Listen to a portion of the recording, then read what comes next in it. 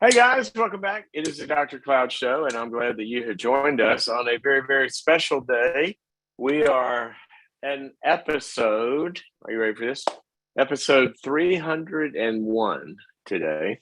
And yesterday, I said a little bit about that we should have celebrated because I didn't really realize that until about halfway through the program. And I said, it would be really cool because we have such a tribe here of people that are growing and learning, and that's why I love our audience because you're all involved some way in the growth process and changing and all of that. That I would like to hear from you something that has been meaningful to you in one or more of the 300 episodes that we've done so far, and something you learned. Like what stood out to you, what really touched you, what concept or whatever it was that made a shift in your life, because that's our real goal here. Because I know a lot of us, when we listen to the callers and we listen to the things we talk about, we do kind of, make the next step. And that's what it's about. So a number of you have answered the call and you've written in some things. What else? The other thing that we can do and wanted to do was I want to take your calls today about that. If there's some way that the show has spoken to you in the last year and a way that you have learned something, we want you to call. We want to hear what it was that you learned that made a big change in your life, because other people might identify with that and make a change as well. And then also we're going to have the thought for the day before we go to some other callers. Let me give you the number. If you have been impacted by this program in the last 300 episodes since we started in lockdown, then I want to hear from you today. I want to hear what it was that you learned, so we can all get something from that. Here's the number: 844-940-2774, 844-940-2774. And for this particular episode, I thought we should celebrate in Hawaii. So they're right behind the booth here. You can see the beautiful skies, or maybe a fake backdrop. I'm going to have to let you figure that out. Anyway, I was just in a kind of a fun mood. Thought that would be fun. All right, 844-940-2774. Before your calls come in, or as they are coming in, and we're getting you on the lines there, 844-940-2774. Love to hear what's helped you in the last year that you've heard on the program. Let me go to a couple of our listener family that has written in and see what they have said. Here's one that really stood out to me. The dating calls have been very informative. In one call, Dr. Cloud pointed out a woman experienced love bombing, quote, idealization, by her boyfriend. Now that I understand how someone with strong narcissistic traits work, I know how to red flag that behavior. Yes, good learning there. You didn't sign your name, but I'm going to call you a brilliant person. I know how to red flag that behavior. I'm a Boundaries.me member and have increased my knowledge of psychology. When a caller describes bad behavior, I am more quickly able to recognize what might be going on. The call-in show provides more detail on specific behavior than just reading a question. Thank you for all your hard work. Well, I appreciate that feedback. I want to comment on this idealization thing and narcissism. It is something that is very, very, very, very, very, very dangerous. And it's not just in dating, people. It is in life. It can be in work. It can be in friendship. It can be in spiritual communities, whichever end of this you're on. And here's how it works. Basically, if somebody has, and I'm not going to call them NPD, they might not have a narcissistic personality disorder. There are a lot of people who don't have narcissistic personality disorders that have narcissistic traits. And some of those are defensive in function. They protect us, right? And we might try to need an ideal picture of ourselves that we want other people to see, so we feel better about ourselves. If we're anxious, we're trying to look better or come off smarter or whatever it is. Or we may have a need to see someone else in that light, because then we found the wonderful person that's going to rescue us from our human existence. And a lot of people do that. And what they do is, a lot of times in the dating world, they'll meet somebody And that person will idealize them. Okay. You're the most wonderful person I've ever met. You're so amazing. You're so beautiful. You're so smart. I've never connected with anybody like I connect with you. It's just, and all sorts of stuff like that. And this adoring idealization. Well,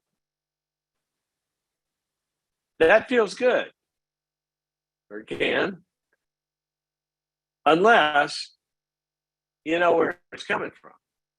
Okay. If somebody starts to see us as so, above the human race in some way, that's different than appreciating, good qualities. There are people that I look at their heart or their intelligence or how hard they work or their care or their lovable. And that is part of, we just fall in love with the beautiful creation that God has made. And that's normal to see the ideal in somebody else. That's what loving people a lot of times includes. But that's different than taking somebody and making them kind of more than human. Now, what happens is in the dating world, you can really get sucked into that, especially if you have your own self-image kind of deficits and you don't feel good about yourself. Then somebody can come along and tell you you're so wonderful and seduce you into all sorts of trouble, because it will be trouble, because somebody that does that by and large doesn't have stable relationships, especially if they have a personality disorder. So I'm glad that you learned that. If somebody thinks that you're wonderful, that's great. But ask them also what parts of you they see that they don't think that they're not so impressed with. Okay, then that's going to tell you it's a little more of a real relationship. We talk about the scriptures always speak to the same thing that science does, and if you go through the book of Proverbs, for example, it really warns you about flattery. And that's all this is. Idealization is another form of flattery and vice versa. So just be careful. Don't be afraid of compliments. Don't be afraid of people seeing how wonderful some of your wonderful traits are, because you do have some. But it's when they put you up on this pedestal that there's somehow an agenda there, and they may be looking to suck life out of you. So just be a little careful. And I'm glad that you wrote in about that. Let me see here. Here's another one. This comes from Janice, who says, thanks for 300 episodes. I've learned so much. What stands out the most for me is to be curious about someone's behavior instead of judging them. Janice, I'm so glad that you picked up on that. And it is such a shift in life when we and it's not a one-time shift. It's a perpetual shift. As we grow in grace and acceptance, we become less judgmental. I remember one day, decades ago, when I woke up and realized, I'm pretty judgmental about the judgmental people. I just don't like judgmental people. And I go, kind of being judgmental about judgmental people. And we grow in that, right? Now, here's the thing. Jesus said he didn't come to judge. He said he came to seek and to save that which was lost. Seek means look for. Save means heal. And lost means broken. So when he interacts with us, he's looking to help us get better wherever we're hurting. Now, if we're judging somebody, we're not looking to help them get better. And the thing about curiosity, which I love it that Janice picked up on that, is that when we are curious, we're looking past whatever behavior somebody has, and we're curious, what happened to them that makes them act that way? I wonder what the trauma is that makes them be so angry. Or I wonder what the insecurity is that makes them be so manipulative. or whatever that is. There's 1,000 different traits. And the Bible and the science both say the same thing, that our negative behaviors or negative traits basically come from two big buckets. One big bucket, or actually, yeah, you could say two big buckets. One big bucket is that we're born imperfect and humanity has like some gross stuff in us right out of the gate. Okay. That's just true. I mean, if you don't believe that, read world history. All right.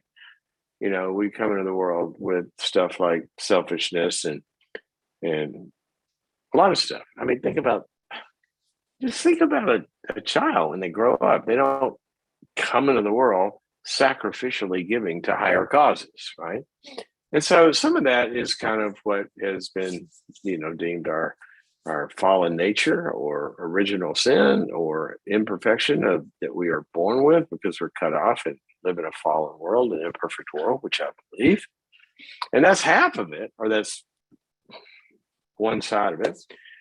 But the other side is that when we live in a world like that, bad stuff happens to us. And some people have some really unattractive traits and some, really not so good relational patterns because they've been hurt and they've been wounded.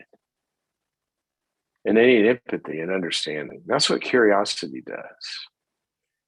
And that's why, for example, if a therapist is going to help somebody with a personality disorder or help somebody with really negative traits, they have to absorb, when somebody is getting mad at them or manipulating or whatever, they have to not get caught up in the dynamic and sit sort of, out of it and not return dysfunction for dysfunction, but try to be curious about that and say, tell me why, what was it about what I said that would make you hate me so much? Let's talk about that. Tell me how that felt to you. Tell me, and you get curious about, or when somebody falls off the wagon, instead of you dirty, rotten drug addict or drunk or whatever, say, well, let's get curious about what was going on when you first started to feel like you had to go run out and get wasted. See, when we get curious instead of judgmental, that puts us into a place to look for and to save and heal whatever's broken in people. Okay, so thank you. I really, really, really appreciate that, Janice. And also, she said something else. Secondly, it's been neat to realize how applicable the Bible is for daily life. Janice, I appreciate you saying that because that is my personal mission in life, is to really try to communicate how God's ways, the creator of the universe, has told us how things work. And then science goes out and observes that universe and pulls in a lot of knowledge about what God has said about how things work. And it's so cool to see how all that fits together. For example, the proverb says that a soft answer turns away wrath. Well, what do we know from trauma research? That when somebody gets triggered and they're enraged and somebody is empathic with them instead of getting enraged back, if they're empathic with them and give care, it can calm them down. So a million things like that. And that's my personal passion. So I'm glad that you have enjoyed it too. Okay, so while we're on that path, talking about the show and what you've learned, let's go to Nancy, who's calling us from New York City, listens in on YouTube. By the way, you can follow the program on YouTube, Instagram, or Facebook, or also as a podcast. We put it up there for download. It's a podcast for when you're working out, because you're gonna stay in shape this year in 22, right? Nancy, how are you? Hi, Dr. Cloud. How are you? I'm good, thank you. I mean, look at the setting. I'm at the beach. How can that be I bad? know. Right? I wish I was there. I That's actually do too. great. Well, first I want to say that your book Boundaries changed my life and the way that I think, and I'm so grateful for you and appreciate the work that you do. The thing that stood out to me as I told the gentleman who took the phone, you had a call from a young lady who had sometime during the year was having issues with her relationship with her mother, and it was about she kept on trying and hoping that this relationship would work out. And you said something just very simple, which was so true, which is you can't put your hope on a wish. Yeah. We put our hope and our faith in Jesus Christ. And unless someone is showing that they are making strides towards this relationship, you can't, put all your hope on a wish that it's going to get better.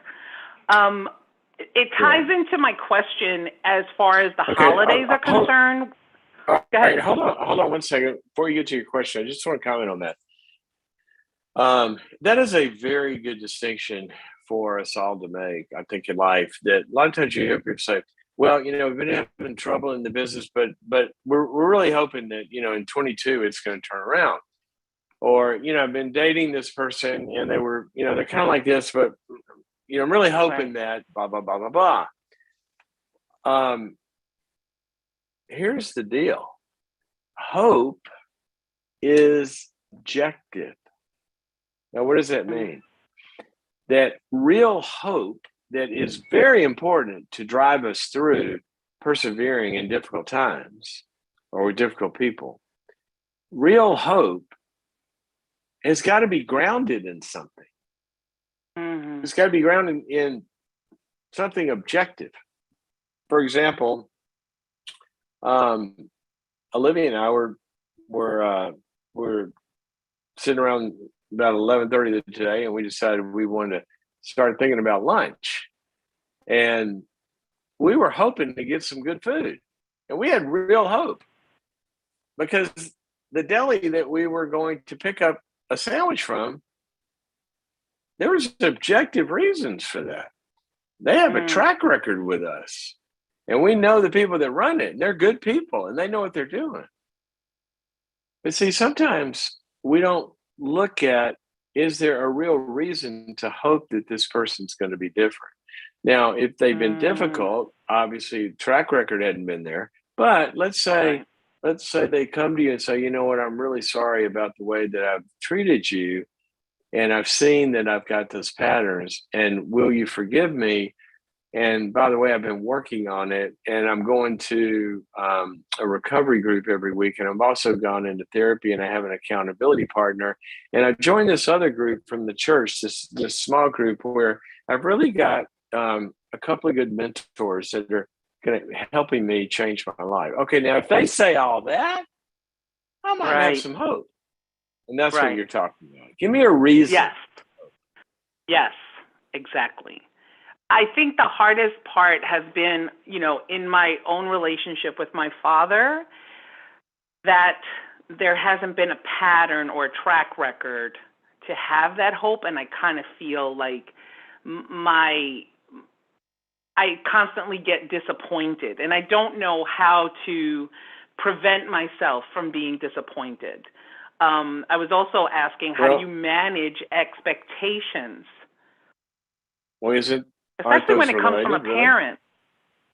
But aren't those related? Yes, they are. Yeah. So, but how do you deal with the hurt of it, though? Hurt or loss? That's a good question. I guess it might be both, but I guess the loss, because I do kind of feel like the relationship has really soured. Well, to answer your question, how do you manage disappointment? You can only be disappointed when you're, like you're saying, when you're wanting something or hoping for something, And you're putting Right. your faith and your trust in somebody to deliver it, right? Right. That's the only way to be disappointed, is if we want something. Once we realize that they are either incapable or unwilling to give us whatever it is we want, then what happens is you you grieve basically that wish. You give it up. Right.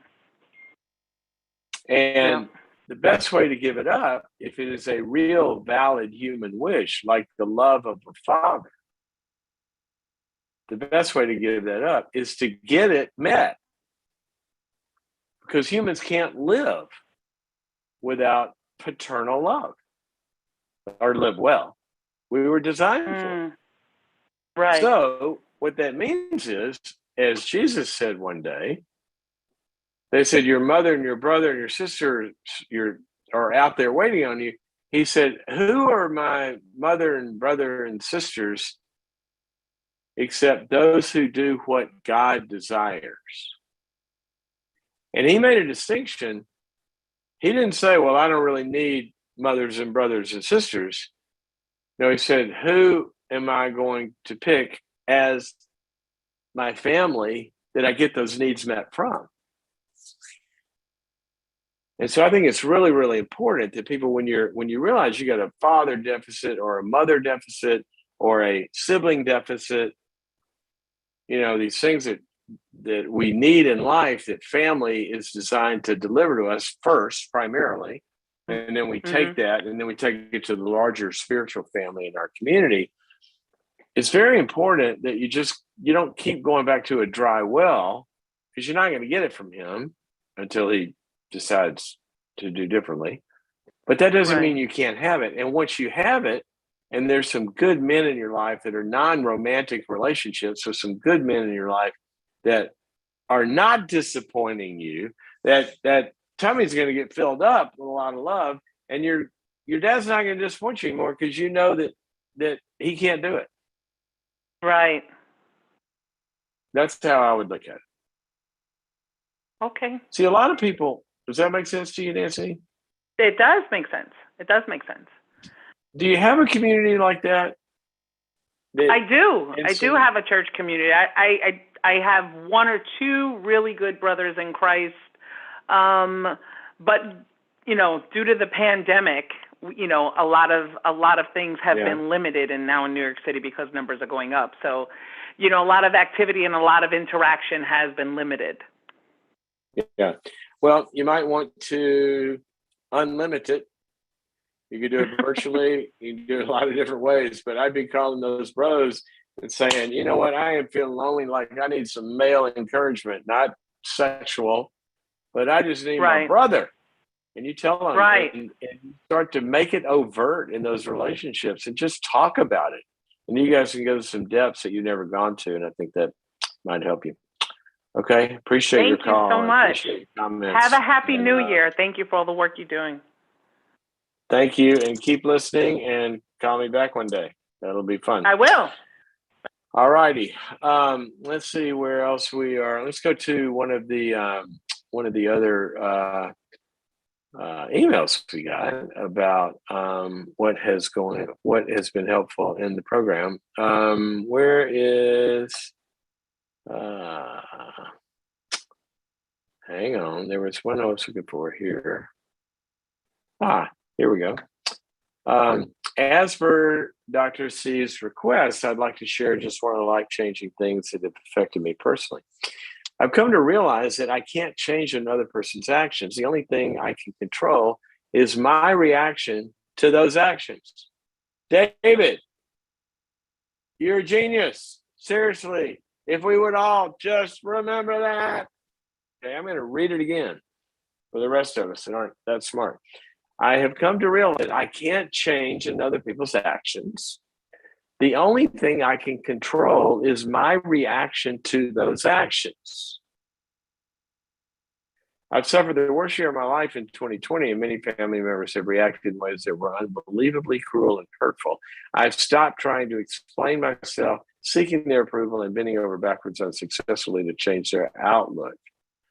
There are other things I've learned, there are others, but being brief, thanks again for this valuable resource, meaning the program. God bless you. David, thank you for those comments. And I just want to go back to what you said, unpack that a little bit. I've come to realize I can't change another person's actions. The only thing I control is my reaction to those actions. You know, when we realize, now just think about this sentence for a second, people. Just think about this sentence.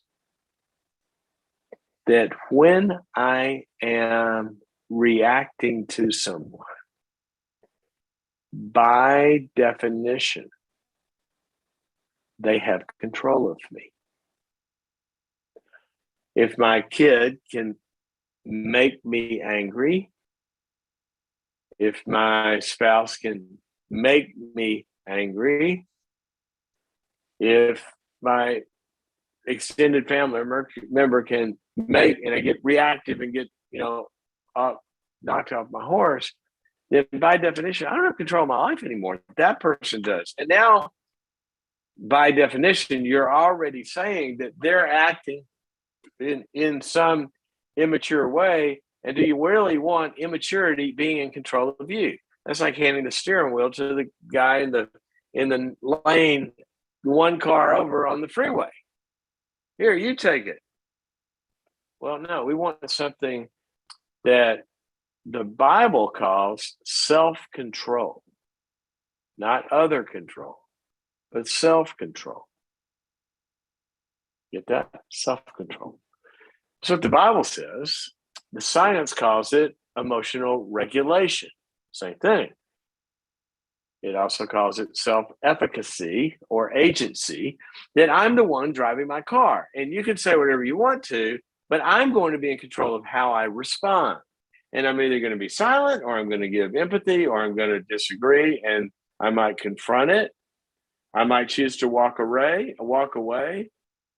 I might try to get more curious. I might even, while you're raging at me, I might even move towards you and try to get closer to you in that moment. There are sometimes that's even the most effective response. And how many times have we seen that? Sometimes somebody's upset. Just get away. I hate you. And somebody moves in and hugs them, and then they just break and cry.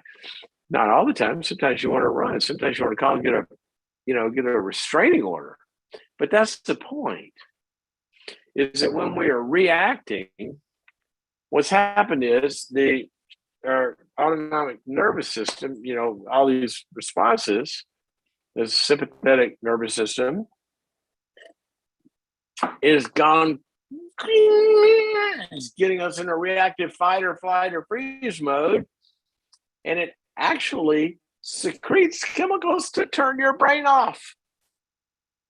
When you're reacting, your brain gets a circuit breaker, pushed, pulled, and we don't have options anymore. That's why learning to not react, but learning to respond, puts you back in control of you.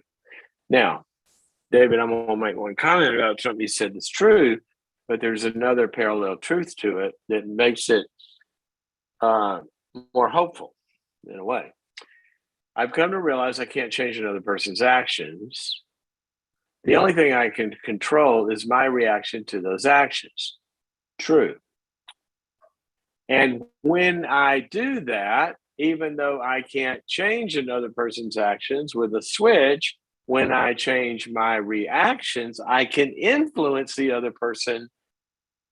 I can't change them or control them, but I can influence them to where they might then begin to change.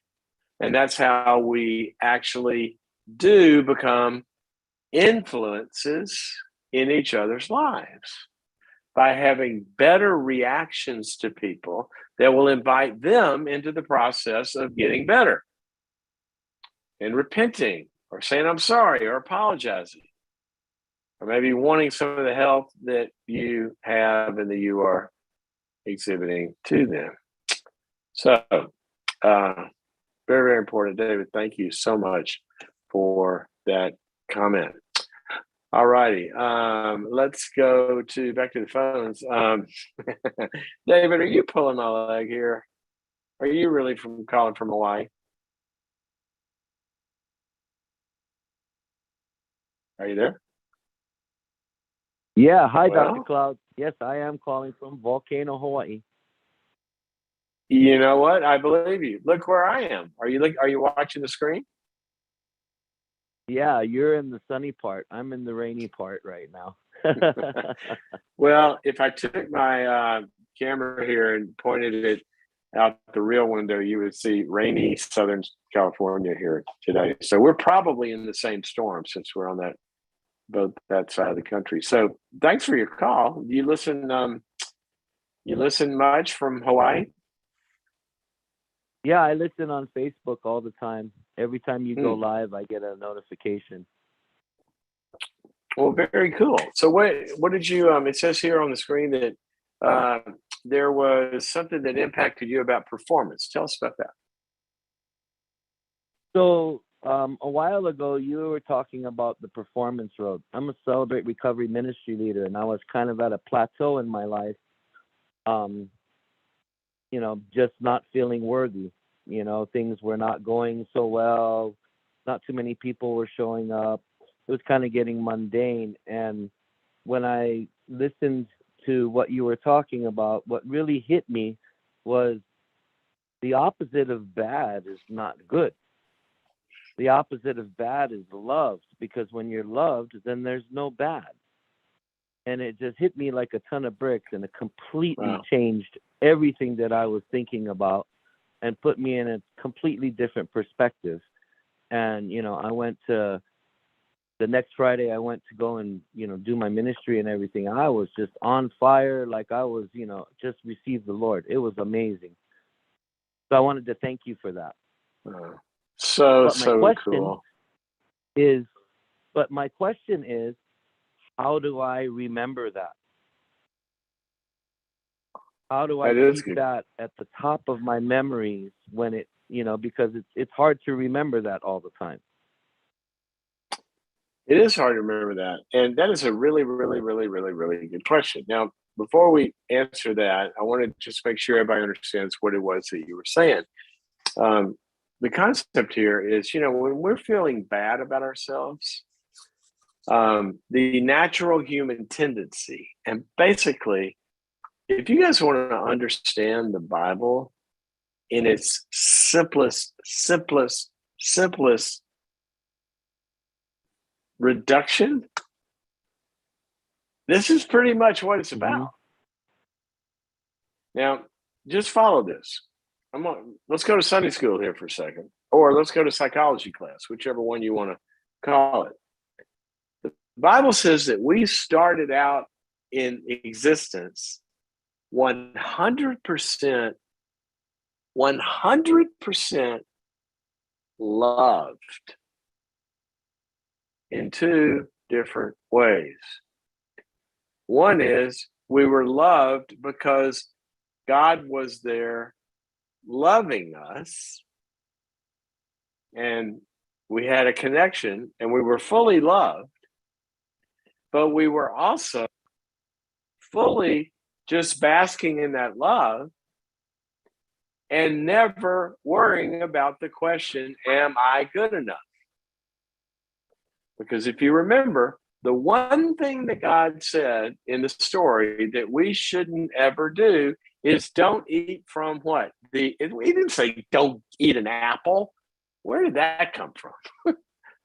What he said was, don't eat from the tree of the knowledge of good and evil. And see, that is part of the wish to be God, because God was supposed to be the only judge, telling us people what's good and bad, or knowing what's good and bad. He didn't even want us to know. He wanted us to be like an innocent kid running around naked, enjoying everything that was sitting in front of you, and not ever saying, am I doing good? Am I good enough? Am I okay? Never judging ourselves, just living life. And the safety to do that was because we had that connection. Okay, so then what happened in the story?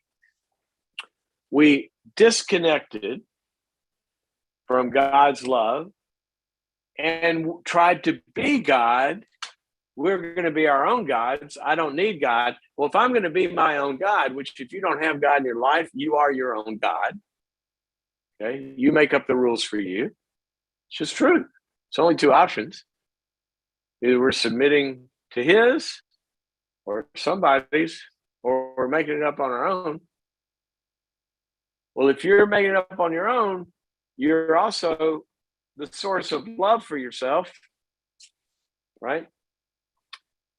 And you're judging yourself because you're figuring out, am I good enough? Am I not good enough?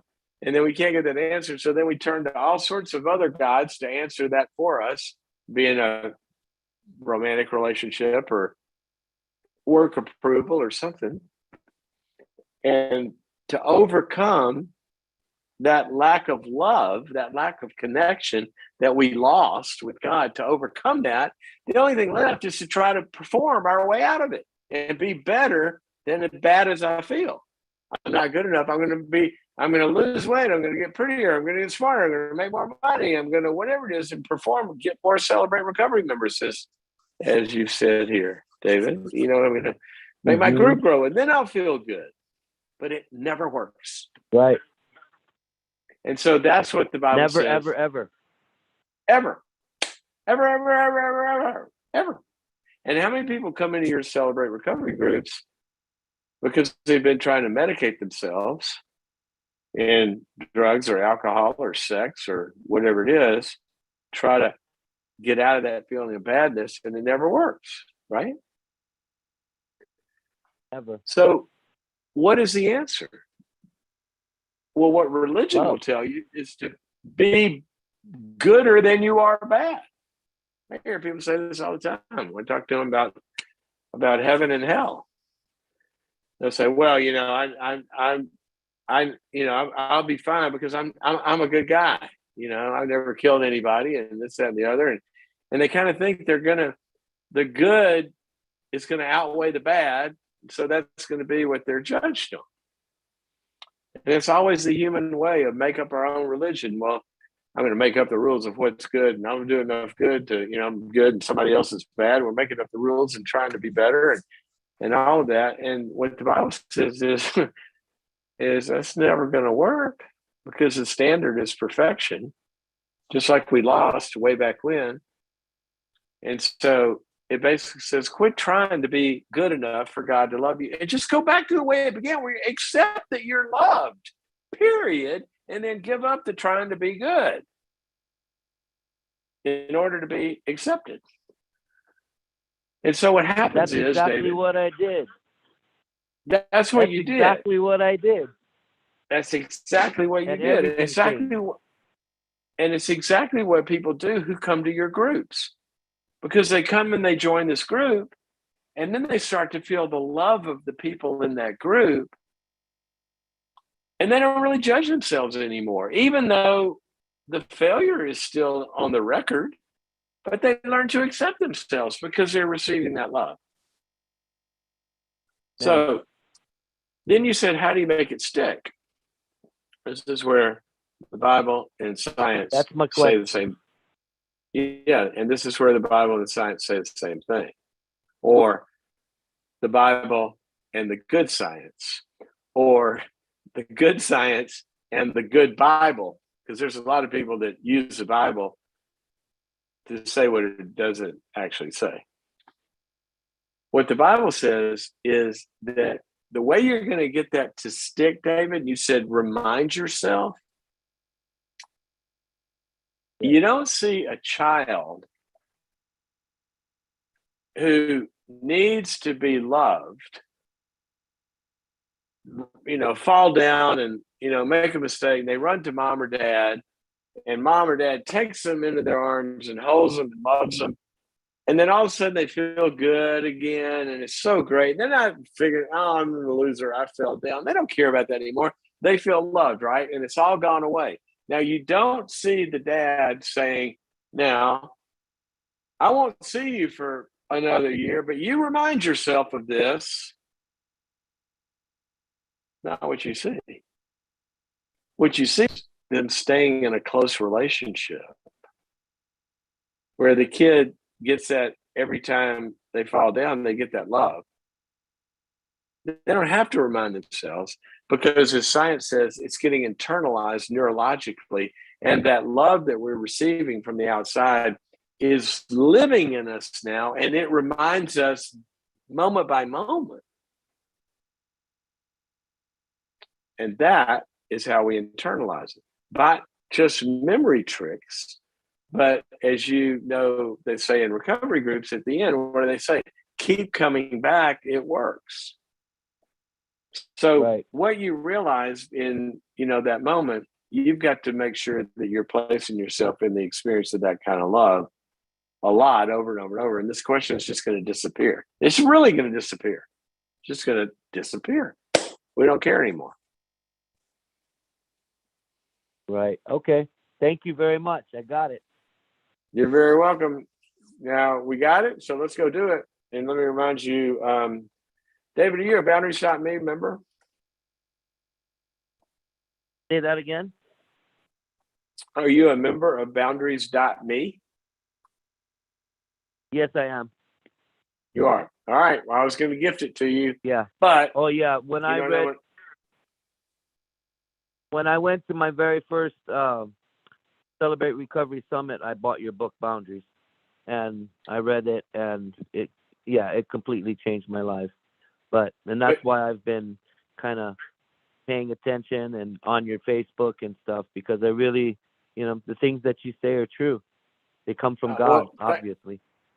Thank you for that. But that still didn't answer my question. Are you a member of Boundaries.me, a subscriber?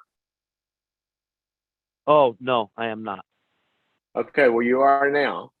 I want you to talk to Albie, and I'm going to send you a free membership to Boundaries.me, and you're going to find lots of stuff on there that I think will be very, very, very helpful to you. Sorry, guys, I forgot to turn my ringer off there on my phone. Okay, thank you for your call, David. Appreciate it. Thank you, Dr. Cloud. God bless. Okay, and enjoy Boundaries.me. For the rest of you, Boundaries.me, see, David actually did that. So you remember Boundaries.me. Oh, yeah, I've been listening, to your stuff for a long time. Well, that's not what Boundaries.me is. Boundaries.me is the subscription service that we have. So you become a subscriber, and then like Netflix, for example, or Hulu or Amazon Prime, once you become a subscriber, you have access to 90-something courses that I have up there that I made for that platform, and a bunch of workshops, and you get a daily coaching video that I'm going to send you every single day, and a lot of stuff. So go over to Boundaries.me. And by the way, we have the end of the year massive savings sale going on, and go take a look. www.boundaries.me. Okay, back to let's see some other comments we have here. From YouTube, boundaries do not work unless love comes first. Thank you for one of the best lessons I've learned this year. Boy, there's so much that we can say about that. I would say this, that there's probably a context to that. Boundaries do not work. You're probably talking about in helping the other person, maybe. Boundaries do not work unless there's love. Let me say this. Boundaries work in the primary way that boundaries do what boundaries do. And what boundaries do are boundaries define your property line. Okay? And I live in a house, you live in a house, or you live in an apartment, or wherever we live in a tent, whatever it is. And there's a line that goes around that, and the boundary defines the property line. And so boundaries always work if you see their function as defining what is you and what is not you. Okay? And then they work by, once you know what is you, boundaries define what you are in control of and what limits and fences you're going to have that does not allow somebody else to come over the fence and put something in your yard. So in that way, for example, we got a front door. Well, if somebody wants to come in and I don't want them here, I can close the door and lock it. Boundaries work.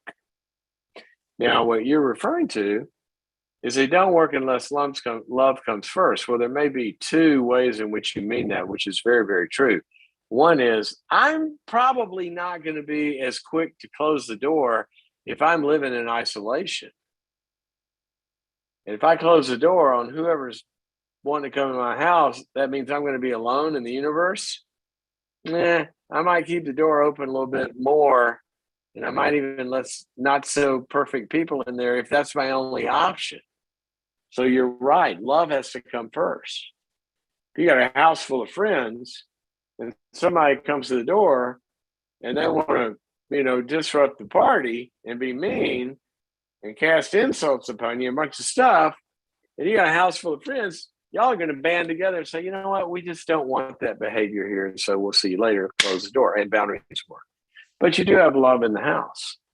Now, the other thing you might have meant, which is this, and that's really, really good, is that if my boundaries, or I'm setting boundaries and limits on with somebody else's behavior, and the purpose of that also is to get them to change, okay? You notice I did not say to change them. Do we see the difference in those two sentences? I can really try to get you to change. I can't change you. I can try to get you to change. And so when I set boundaries and you're doing something hurtful and I'm angry and calling you names and this, that, and the other, that's probably not going to motivate you to change. But like our caller here, which don't have your name, but thank you so much for that comment. If, like you're saying, unless love comes first, if I just say to somebody, you know what, I really love you. And I want us to be friends, or I want us to be in a relationship. And I want the best for you. But as long as you're getting drunk and yelling at me, I can't be close to you. Or as long as you're using drugs, it's really destroying your life. And I can't be around that, but I'd love to help you. So you're setting a limit and you're saying that behavior is not okay. But like you're saying, you're doing it in a loving way instead of an angry way. And that's true with kids, spouses, preferably you have one, at least at a time, extended family, et cetera, et cetera. So those are good things to think about. All righty. How are we? Okay, there we go. Looking at the time. We do have one line open. We have let's see. Call us if you have a comment about the program and something you've learned in the last year. We're celebrating 300 episodes today. If you're just tuning in, 844-940-2774, 844-940-2774. If there's something that you have learned from the program in one of our first 300 episodes, hopefully over 300 episodes, we might have said something that would be helpful. Let's go to Missy, who's calling us. She listens on YouTube, calling us from Germany. First international caller of the day. Missy, welcome to the program. Hello, Dr. Cloud. Thank you so much for taking my call. You're very welcome. And you do not sound German. No, I'm not. I'm an American, and I'm living internationally. I have lived outside the United States for 9 years, and so thank you so much. My welcome. question is about my father. He is 93 years old and he is legally blind. And he is continuing to drive. I am the youngest of 4 children, and we have all lived very independent lives. We really don't know each other very closely as adults, but we're trying to come back together to take care of our father and navigate him giving up driving. And we've been working very good about this, but we all have a little bit of a different perspective.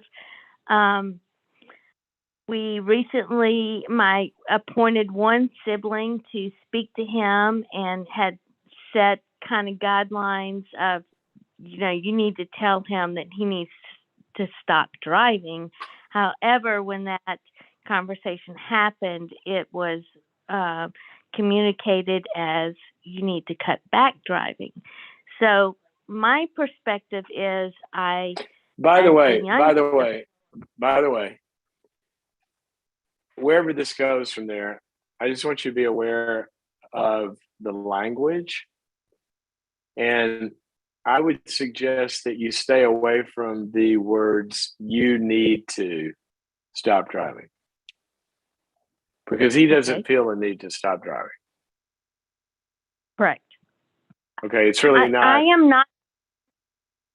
Huh? I am not the spokesman. So okay, no, that.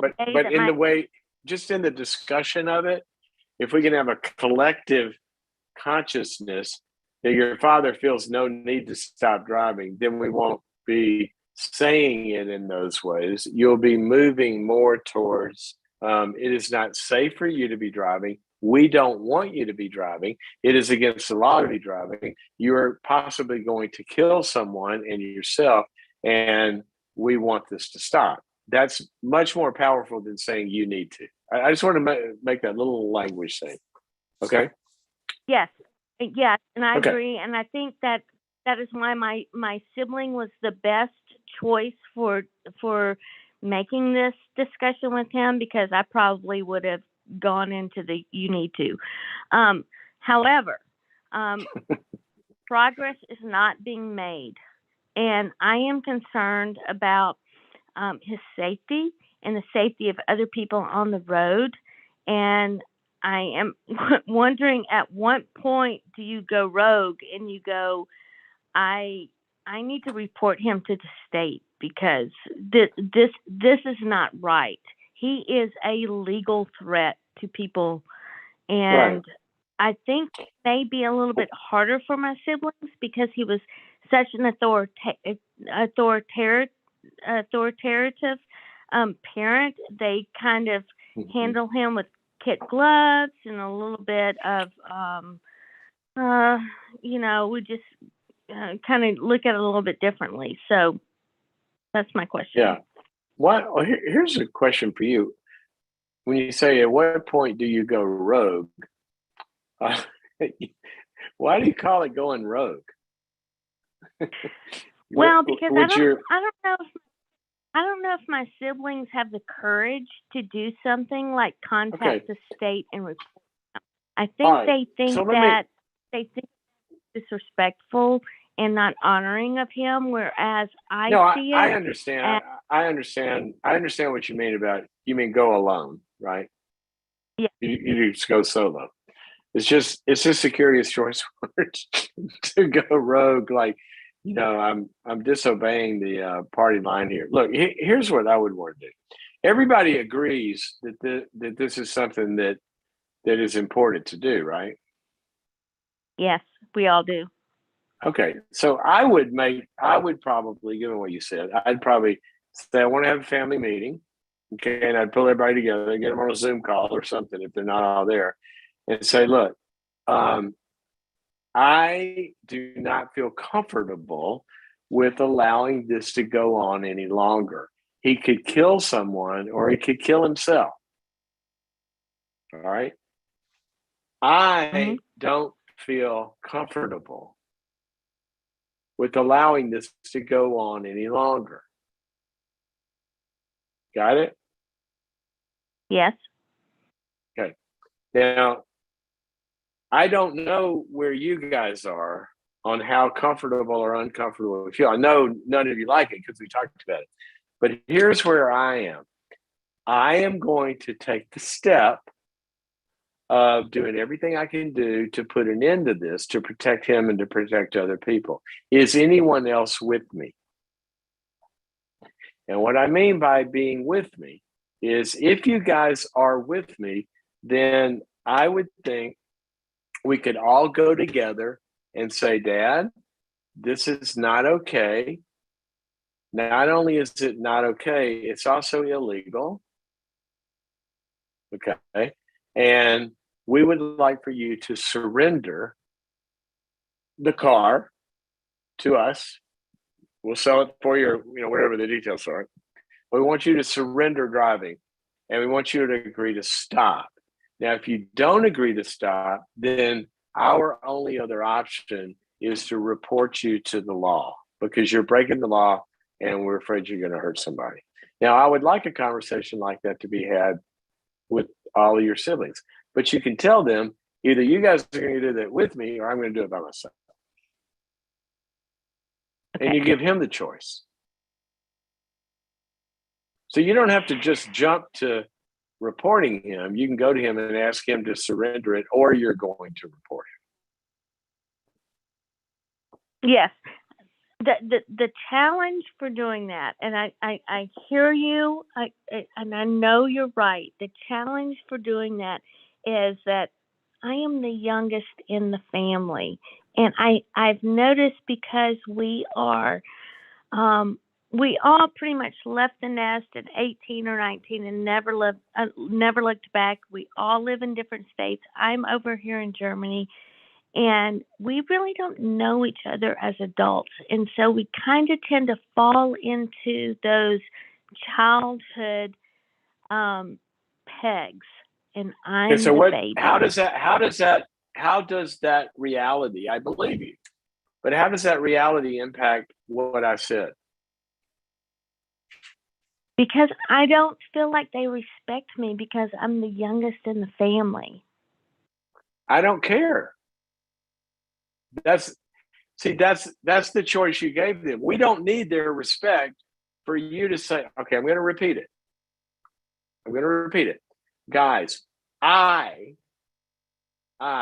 Missy, I don't feel comfortable with allowing this to go on any longer.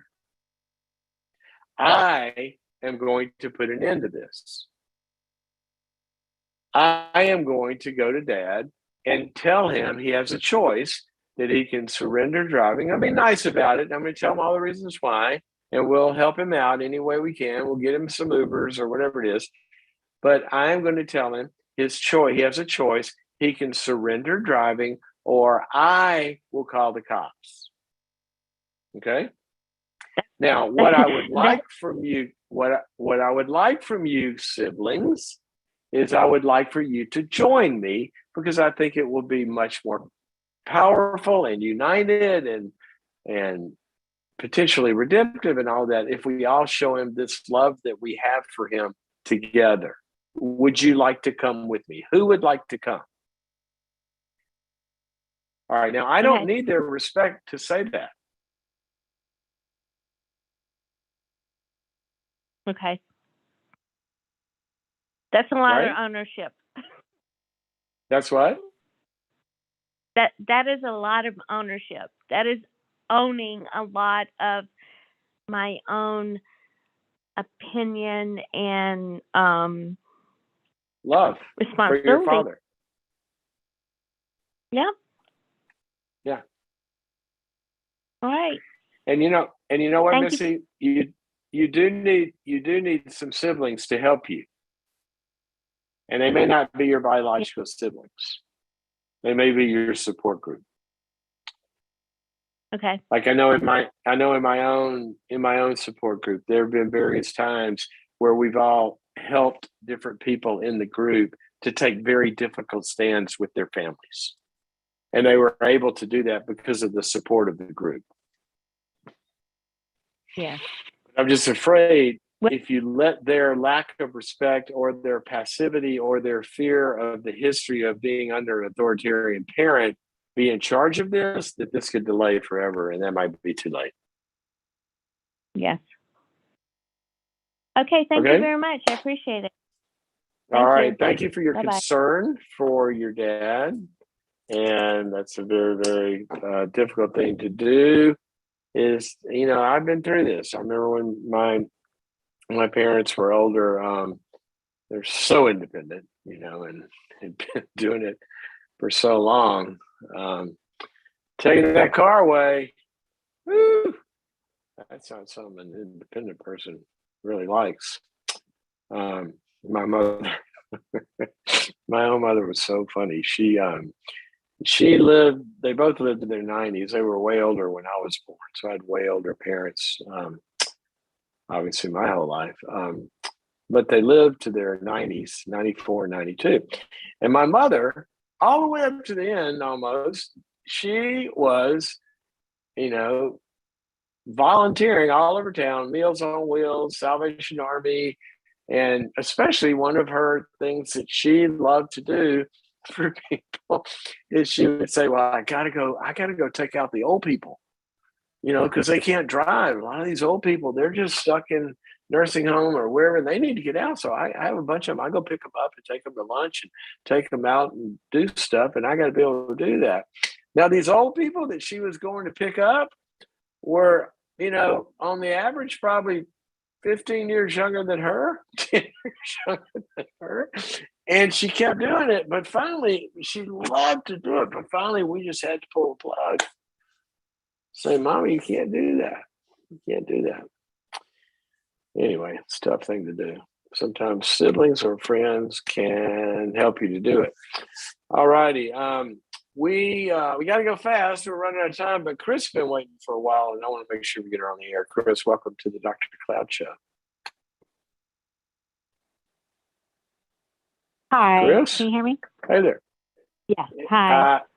I can. You're calling us from Virginia. It sounds like you listen on Instagram. Is that right? Yes.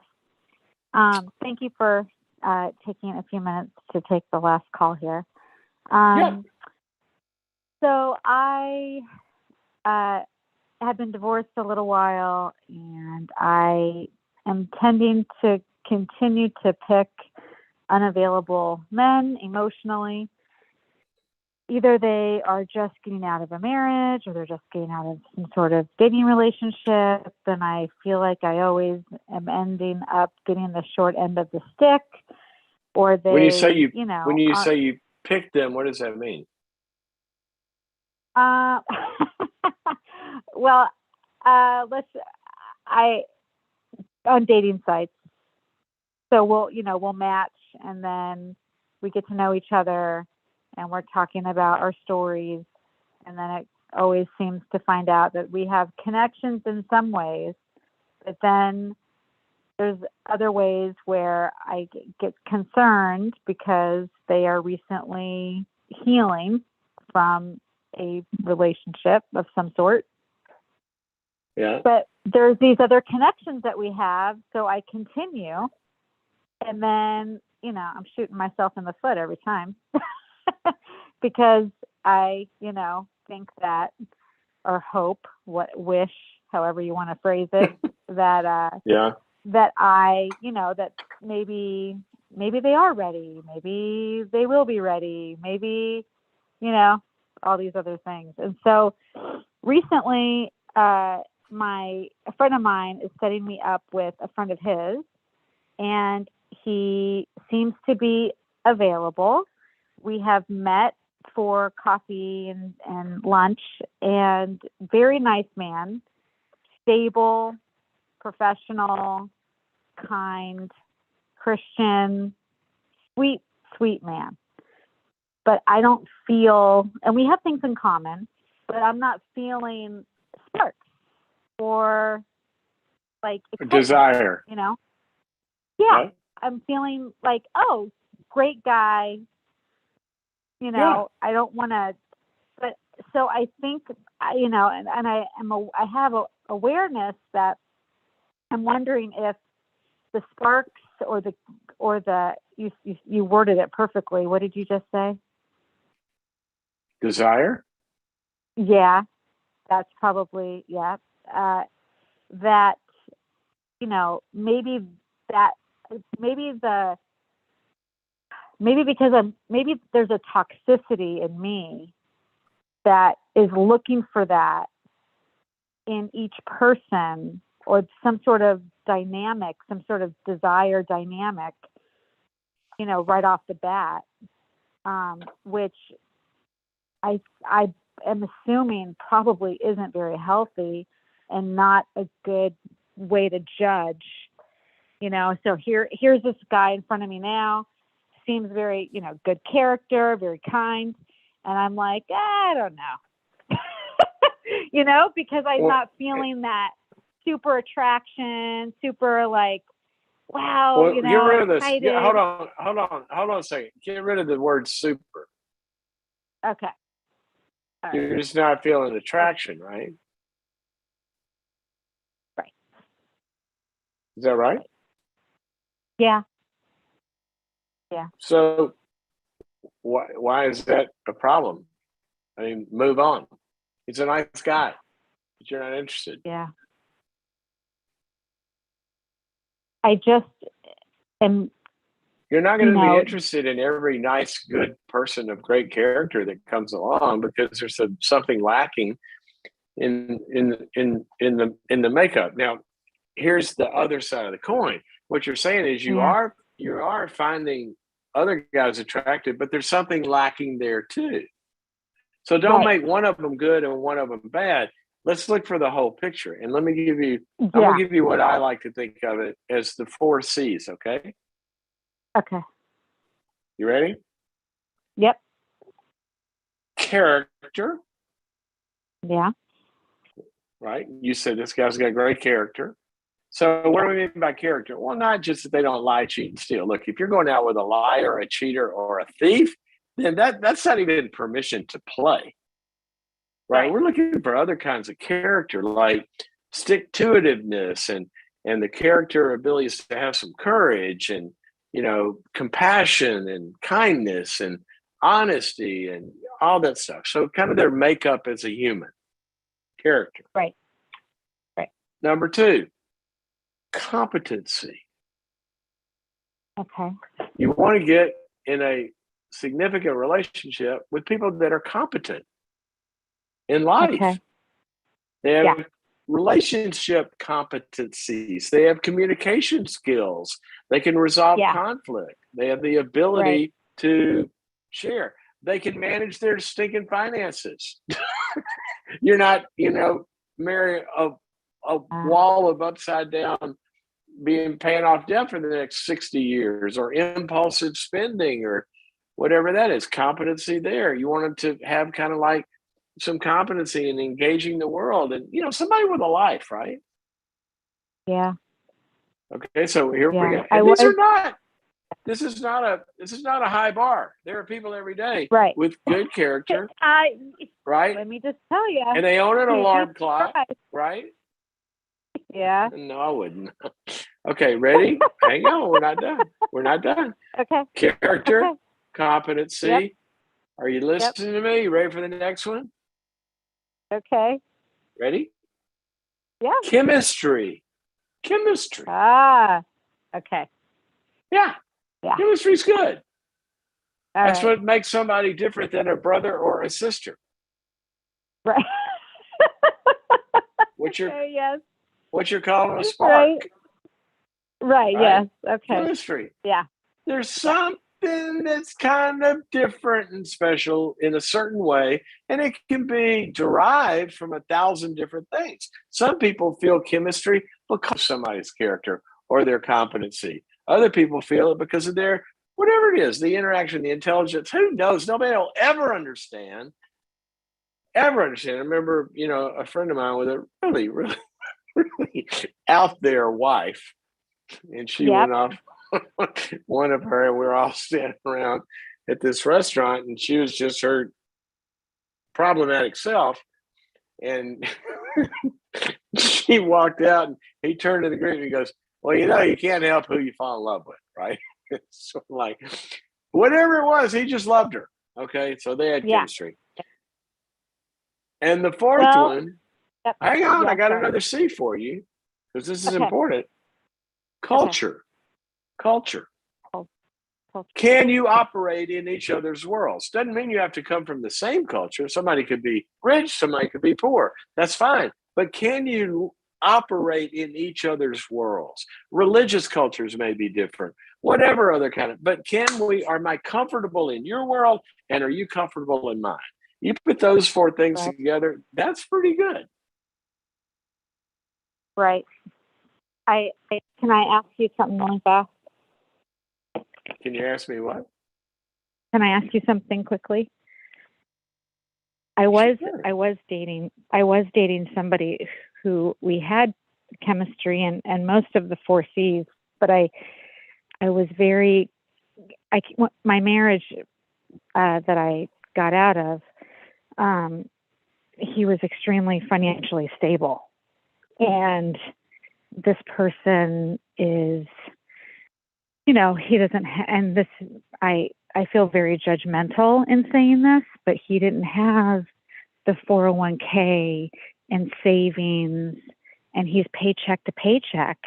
And it really concerned me because I am a single mom and I can't put myself in a position to carry him. Right. But why do you feel judgmental about that? You're not saying I'm looking. You're not saying I'm looking for Daddy Warbucks. You're not looking. Right. You're not right. saying I'm looking for.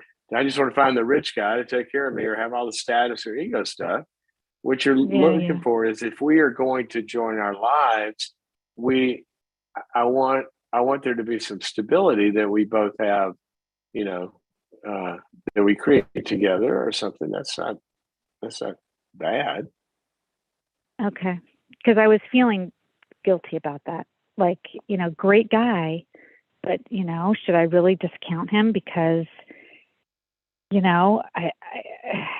heaven forbid, with all the COVID stuff, I mean, he really struggled. He had to get people to help pay his rent. And I was like, oh dear. I don't think, hold on a second. Hold on. If you're talking about, let's go way down the line. We're talking about somebody getting married. Okay. I don't think anybody's ready. If I were him, not you calling me, or if you were him, he was calling me and he was saying, I can't pay rent. I'd say, well, you're not ready to get married for sure. You got to get on some stable ground here. Yeah. Right. That's not bad. Yeah. All right. Hope that helps you. Okay, it does. Thank you so much. You might want to, and I'm going to gift you our webinar, How to Get a Date Worth Keeping. It's a 2-hour webinar about a lot of these dynamics, okay? But here's what you might want to look at, and hope you enjoy that. And thanks for your call. And I'm going to say one more thing, because some other people might want to hear this too, is it may also be true that you have more sparks with somebody that's unavailable, okay? Because that could be sometimes somebody has a long-standing issue with the unavailable types hook into a pattern that comes from their own history of never being able to get the love that they needed from somebody really important. And that tends to hit the buttons and they get very attracted to somebody like that. Sometimes that can be it. Sometimes it's because somebody who is available, maybe you're afraid of closeness, okay? Or maybe afraid of being controlled or whatever. Well, you can't control somebody that's unavailable, right? And so that fear goes away. And so now you're free to fall in love. So sometimes being attracted to a certain type does come out of some dynamics. And hopefully the How to Get a Date Worth Keeping workshop will help you with some of that too. Okay, guys, we are out of time. We celebrating today 300 episodes. Today is 301. It's been such a great ride with y'all in the last 300. The way we've gotten together and formed this tribe, I just loved it. I've loved talking to you. I've loved the comments that you write in and the fun times we've had. And hopefully we'll have many more. Please share the program with your friends. Instagram, Facebook, YouTube, or a podcast. You can always find it. And one more thing to share is go to boundaries.me. Some people don't realize that that is a separate platform. Just all you got to do, go to your computer right now and go to that website, www.boundaries.me. On there, you'll find a description of everything that is offered. And hopefully it'll be a great resource for you in the next year to do some significant growth. And tomorrow being the last day of the year, New Year's Eve, we're going to go further into some of these thoughts about the ways to not make New Year's resolutions, but instead to make the new year a lot better. That's different. See you then. Bye.